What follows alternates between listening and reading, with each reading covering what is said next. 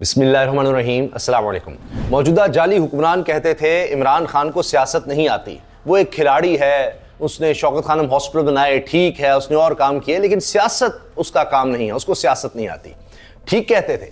जिस तरह की सियासत ये करते हैं, डील्स की सियासत, जिस तरह की 2 नंबर की सियासत ये करते हैं, ये जिस तरह से इंटरनेशनल एस्टैब्लिशमेंट के साथ मिलकर सियासत करते हैं, इमरान खान को वो सियासत नहीं आती। उसने एब्सोल्युटली नॉट कहा, मगर यह भी साथ उसने सही कहा था कि मरियम नवाज साहिबा हमारे 12वीं खिलाड़ी हैं, क्योंकि उन्होंने बहुत बड़ा राज फाश कर दिया है कि इमरान खान को अब कहां कहां से मदद आ रही है। और एब्सोल्युटली नॉट कहकर भी इमरान खान किस तरह से डटा रहा, अगरचे हुकूमत चली गई लेकिन उसने उसूल पर सौदा नहीं किया। और अब आप देखिए कि कहां कहां से उसके लिए मदद आ रही है, आप हैरान हो जाएंगे सुनकर। पहली चीज मैं आपके सामने रख रहा हूं मरियम नवाज साहिबा का बयान, और उसके बाद जो हमारे पास खबर है अंदर की, जो आने वाले दिनों में, चंद दिनों में आपको कंफर्म हो जाएगी, बल्कि एक तरह से मरियम नवाज साहिबा ने उसको कंफर्म कर ही दिया है, लेकिन तफसील में आपको बताऊंगा। मरियम नवाज साहिबा ने कहा कि अमरीकी सफीर से नवाज शरीफ के साथ लाहौर में जो मुलाकात हुई उसके बारे में वो बता रही हैं। कहती हैं सफीर ने डोनाल्ड ब्लूम, यानी जब भी आते हैं तो आप देखिए कि शरीफ खानदान कैसे फिर हाथ बांध कर खड़ा होता है, ये अमरीकी सफीर हैं। और उनके आने पर जिस तरह मरीम नवाज साहिबा भी साथ थी, नवाज शरीफ भी थे, और शायद मरीम औरंगजेब साहिबा थी, हसन इकबाल थे, इस तरह कुछ लोग थे। तो कहती हैं कि सफीर ने सियासी इंतशार के बारे पूछा कि आपका क्या ख्याल है, यानी सफीर आकर कह रहा है सियासी इंतशार के बारे में क्या ख्याल है। साफ जाहिर है कि जी इस वक्त मुल्क में सियासी इंतशार है, अफरा तफरी, अदम इस्तेहकाम है, आपका इस बारे में क्या ख्याल है। तो मैंने कहा पता नहीं मैं कितने साल इक़्तिदार में रहूं, सियासी अपहीवल चलता रहता है। नवाज शरीफ ने कहा हम इसी इंतशार में बड़े हुए, ये मियां नवाज शरीफ का जवाब था। और मरीम साहबा कहते थे जी ये तो चलता रहता है, फलां है। अब इसमें गौर कीजिए जरा बात में कि इन्होंने सारी बात तो नहीं बताई, लेकिन ये कहकर कंफर्म कर गए कि अमरीकी सफीर भी जाकर मिलकर कह रहा है कि जी आपके अदम इस्तेहकाम है, इमरान खान को आपने जेल में रखा हुआ है, फिर भी आपसे हालात कंट्रोल नहीं हो रहे, जलसे जुलूस आपने बहुत तबाही के साथ और लोगों को जिस तरह पकड़ा, जो कुछ किया उनके साथ, उसके बावजूद जनाब आप पॉपुलर नहीं हैं, लोग आपके साथ नहीं हैं, अदम इस्तेहकाम है। इसके बारे में आप क्या सोच रहे हैं, कैसे इसको कंट्रोल करेंगे। अब इसके पीछे एक बैकग्राउंड है, क्यों अमरीकी सफीर कह रहा है ये सब कुछ।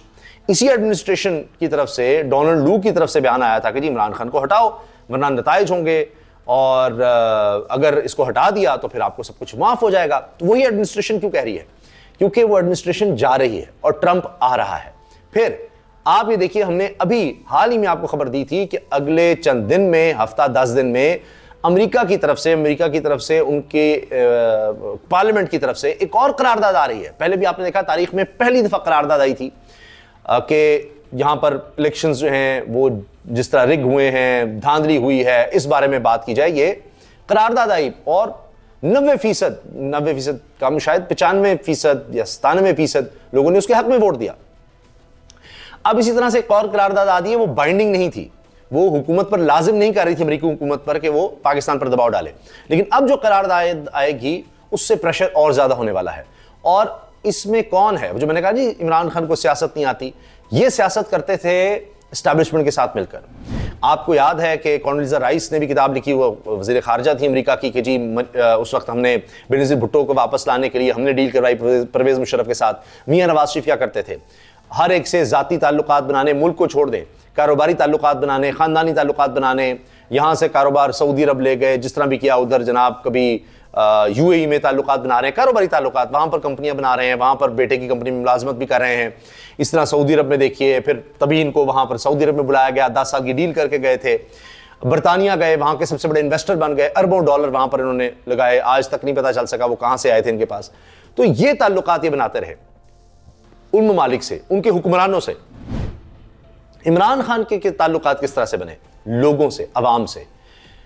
बतौर क्रिकेटर तो अपनी जगह, लेकिन वो एक फैन फॉलोइंग थी। उसके बाद जिस तरह से शौकत खान हॉस्पिटल बनाते चले गए, वहां से ऐसा ताल्लुक लोगों से बना। ओवरसीज के साथ इमरान खान को अंदाजा हुआ कि पाकिस्तानी कितने फराख दिल हैं, ओवरसीज पाकिस्तानी का कितना बड़ा किरदार है। तो तब से पता नहीं सैकड़ों हजारों वहां पर मीटिंग्स, फंड रेजिंग, सेमिनार्स और इतना कुछ किया। तो वो जिस तरह से जुड़े हैं ओवरसीज पाकिस्तानी के साथ, कोई भी नहीं आज तक जुड़ सका। तो अब वो देखते हैं कि वहां पर कानून की हुक्मरानी है, अब वो प्रेशर डाल रहे हैं। अभी आपने देखा कनाडा में आवाज उठ गई है, वहां की पार्लियामेंट में करारदाद की बात हो गई है। बर्तानिया में आपने देखा, वहां पर जाकर तहरीक इंसाफ के लोग मिले हैं, जुल्फिकार बारी वहां पर बड़े एक्टिव कह रहे हैं जी हम आलमी सतह पर क्या कर सकते हैं। ऑस्ट्रेलिया की बात हो रही है। फिर अक़वाम मुत्तहिदा में जिस तरह उनके वर्किंग ग्रुप की तरफ से जो आ गया कि इमरान खान के खिलाफ जाली झूठे गलत मुकदमात बनाए गए और उससे कंपनसेट किया जाए, उसका मदावा किया जाए जो कुछ उसके साथ किया गया है। ये यूनाइटेड नेशंस की सतह पर बात उठी। क्यों? उसने लोगों में इन्वेस्ट किया, लोगों से ताल्लुक बनाया। उसकी एस्टैब्लिशमेंट अवाम है, लोग हैं, यहां पाकिस्तान में और पाकिस्तान से बाहर। इन्होंने और तरह डीलें शीलें की हैं, इन्होंने और कुछ काम किए हैं। तो लिहाजा आप देखिए कि कोई सोच सकता था जिनको कहा जाए एब्सोल्युटली नॉट, जिनके सीआईए के सरबराह से मिले इमरान खान इनकार करे और अब वही कह रहे हों कि जी आप ये इसका कुछ करें, ये तो बहुत ज़्यादा अदम इस्तेहकाम है, आप नहीं देख रहे, आपके मुल्क का नुकसान हो रहा है, इसका कुछ करें। और अब आ जाइए खबर पर।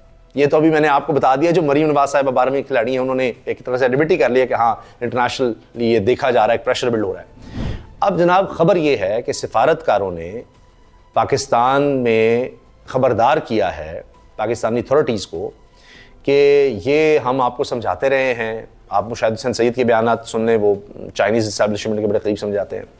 वो कहते रहे हैं कि जी नवंबर में फिर फ़ोन आएगा, फिर उससे पहले बात कर ले, कोई हल ही नहीं हो सकता। तो खैर यहाँ पर जो ममालिक हैं, उनके सफ़ीर हैं, वो भी यहाँ रिपोर्ट्स ले रहे होते हैं और ये सारी दुनिया करती है, सारे ममालिक ये करते हैं। पाकिस्तान के जहाँ सफ़ीर हैं वो भी देख रहे होते हैं उनके मुल्क में कौन पॉपुलर है, क्या हो रहा है, क्या नहीं। वो फिर अपने मुल्क में रिपोर्ट्स भेजते हैं, सब जगह चल रहा होता है।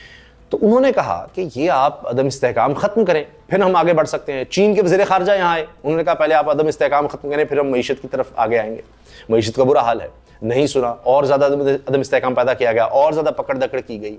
क्यों? अपने इक़्तिदार के लिए। अभी आप देखिए जो आइन के साथ ये करने लगे हैं, उखाड़ कर फेंकने लगे हैं, जो अदलिया के साथ करने लगे हैं, जो सुप्रीम कोर्ट के साथ करने लगे हैं। पहले सियासी बहरान, उसकी वजह से मुआशी बहरान, फिर आइनी बहरान, अब अदालती बहरान, इदारों में बहरान वो पैदा कर रहे हैं। तो सफ़ीरों ने इनसे कहा है कि आपको हम कहते रहे अदम इस्तेहकाम ख़त्म करें, कम करें, आप उल्टा और तरफ चल पड़े हैं कि इमरान खान के खिलाफ अब बाकी केसेस खत्म हो गए, वो सारे झूठे सारे साबित हुए, नए मुकदमे बना रहे हैं और हुकूमत मिलिट्री ट्रायल की बात कर रही है। इस पर तो सफ़ीरों ने वाज़ेह कह दिया कि जी ये नहीं हो सकता। अब वो क्यों कह रहे हैं? इमरान खान की वहाँ कोई इन्वेस्टमेंट नहीं है दीगर हमारे हुक्मरानों की तरह, जाली हुक्मरानों की तरह, फॉर्म 47 हुक्मरानों की तरह नहीं। वहाँ पर उसकी इन्वेस्टमेंट है अवाम में। उनको पता है कि अवाम में किस तरह से इलेक्शन आएगा और इन्होंने भी वोट लेने जाना है। इसलिए मौजूदा अमरीकी जो इस वक्त एडमिनिस्ट्रेशन है वो किस तरह से बात कर रही है, क्योंकि डोनाल्ड ब्लूम को पता है ट्रंप आ गया तो उसने सारी बदल देनी है और तो क्रेडिट लेता है अफगानिस्तान से इनखला का, तो सारों ने बदल जाना है। तो हम जाते जाते कुछ तो क्रेडिट लें कि जी हाँ हमने इस्तेहकाम के लिए काम किया था, मैं लिखूंगा जी हमने कोशिश की थी, फलां किया, ये वो। तो अब वो ममालिक भी उठ रहे हैं, उनके सफ़ीर भी कह रहे हैं कि बस कर दो, बस कर दो, बस कर दो। ये इस वक्त हो रहा है। और आप ये देखें कि इनके अपने लोग अब क्या बातें करने लगे हैं, वो भी आप सुनिए। शाहिद खान अब्बासी ने कहा है चीफ जस्टिस काजी फैसल के पास दो रास्ते हैं, एक इज्जत का रास्ता और एक 3 या 5 साल की नौकरी। इसका फैसला करने क्या चाहते हैं, नौकरी करेंगे, क्या करेंगे। अच्छा, इसके अलावा नवाज शरीफ ने वोट को इज्जत दो का बयानिया छोड़ दिया है। शाहिद खान अब्बासी, ये जो इनके साथ काम करते हैं, जिनको जानते हैं, वो कह रहे हैं। अच्छा, फिर ये सुन लीजिए, मियां जवेद लतीफ मुस्लिम लीग नून के सीनियर रहनुमा कहते हैं 2/3 अक्सरियत रखने वाली जमात की हुकूमत तो मुद्दत पूरी नहीं करती, तो एक अरेंजमेंट के तहत बनी हुकूमत का क्या हाल होगा ये वक्त बताएगा। क्योंकि इनसे सवाल हुआ कि जी ये आपकी जो हुकूमत है इसका वक्त पूरा होगा, तो ये हमारी हुकूमत तो एक अरेंजमेंट के तहत हुकूमत है, यानी इनको कोई वोट तो नहीं मिले, तो इनका क्या पता, यहाँ तो 2/3 अक्सरियत का नहीं पता होता, तो ये तो अरेंजमेंट के तहत हुकूमत है। ये अंदर से गवाहियां आ रही हैं, आती चली जा रही हैं। तो ये जनाब आप अंदाजा लगाइए कि ये सूरत हाल है। अच्छा, अब इसमें इन सब चीजों में आप देखिए कि ये वक्त आ गया इस हुकूमत पर कि आईनी तरमीम के लिए कह रहे हैं स्पीकर कौमी असम्बली का परवेज इलाही से राबता पीटीआई को मुज़ाकरात के लिए पेशकश कर रहे हैं कि जी आए आप भी साथ बैठ जाएं, मौलाना को बिठा रहे हैं। इनको तहरीक इंसाफ याद आ गई है, इतने नीचे गिर गए हैं कि इनको तहरीक इंसाफ की अभी जरूरत पड़ रही है। ये सारा कुछ करने के बाद जो कुछ ये कर रहे हैं कि जी काजी फैसल के थ्रू हम हॉर्स ट्रेडिंग करवा लेंगे, यानी काजी फैसल की अदालत से अब ये सिर्फ इस इंतजार में है कि वहां से हॉर्स ट्रेडिंग की, जमीनों की खरीदो फरोख्त की इजाजत मिलने वाली है। वो मिलते ही जिस काम के हम मार हैं वो हम मंडियां लगा देंगे, उधर खरीदो फरोख्त होगी, जमीन बेचे जाएंगे, खरीदे जाएंगे और बैठे हुए खरीदार भी। तो ये सारा कुछ होगा, आप अंदाजा लगाइए। तो ये इनकी हालत हो चुकी है इस वक्त। अच्छा, इसके साथ साथ आप ये देखें कि इमरान खान अब क्या कह रहे हैं जेल से ही साफी से बात करते हुए कि काजी फैसल आईनी तरमीम के बेनिफिशरी हैं जो इंसाफ नहीं होने दे रहे। इसके साथ साथ उन्होंने गैंग ऑफ 3 की बात की है कि ये सब कुछ किस लिए हो रहा है, और ये चीज़ अब रिपोर्ट हुई है।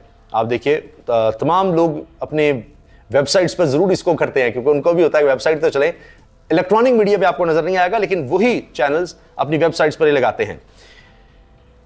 बानी चेयरमैन पीटीआई इमरान खान ने कहा कि काजी फाइज ईसा आईनी तरामीम के बेनिफिशरी हैं जो इंसाफ नहीं होने दे रहे।